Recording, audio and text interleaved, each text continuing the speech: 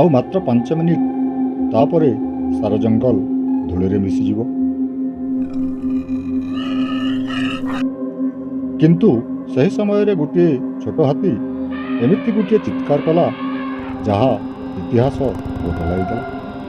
କିନ୍ତୁ ସେହିଦିନ ଏମିତି କ'ଣ ଘଟିଥିଲା?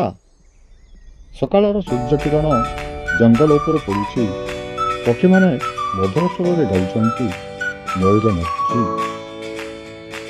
ଠେକୁଆମାନେ ଦୌଡ଼ୁଛନ୍ତି, ହରିଣମାନେ ଘାସ ଖାଉଛନ୍ତି।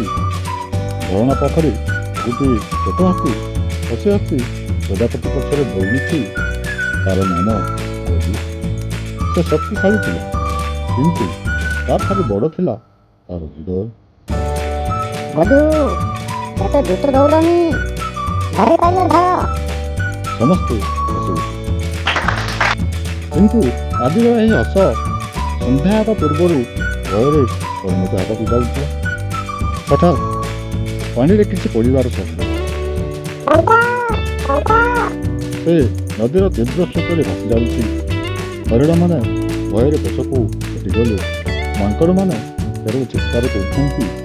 କେହି ସାହସ କରି ଆଗକୁ ଯାଉନାହାନ୍ତି। ଗଜୁ ଗୋଟିଏ କ୍ଷଣ ମଧ୍ୟ ରହିଲା ନାହିଁ। ସେ ସିଧା ନଦୀକୁ ଡେଇଁ ପଡ଼ିଲା। ତୀବ୍ର ସ୍ରୋତ ତାକୁ ଟାଣି ନେବାକୁ ଚେଷ୍ଟା କଲା, କିନ୍ତୁ ଗଜୁ ନିଜ ଶୁଣ୍ଢ ବଢ଼ାଇ ଠେକୁଆକୁ ଧରିଲା। ଧୀରେ ଧୀରେ ଦୁହେଁ କୂଳକୁ ଫେରି ଆସିଲେ। ଗଜୁ, ତୁମେ ନଥାନ୍ତା ଆଜି ମୋ ପୁଅ। ସେ କାନ୍ଦି ପକାଇଲେ। ଗଜୁ ହସି କହିଲା, ଆମେ ସମସ୍ତେ ଗୋଟିଏ ପରିବାର। କିନ୍ତୁ ଏହି ଦୃଶ୍ୟକୁ ଦେଖି ଗୋଟିଏ ପଶୁର ମନରେ ଈର୍ଷ୍ୟାର ନିଆଁ ଜଳି ଉଠିଲା।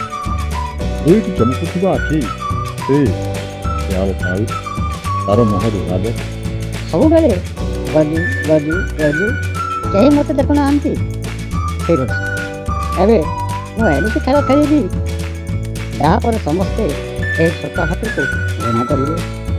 ସେ ଧୀରେ ଧୀରେ ଜଙ୍ଗଲର ଅନ୍ଧାର ଭିତରେ ଅଦୃଶ୍ୟ ହୋଇଗଲା।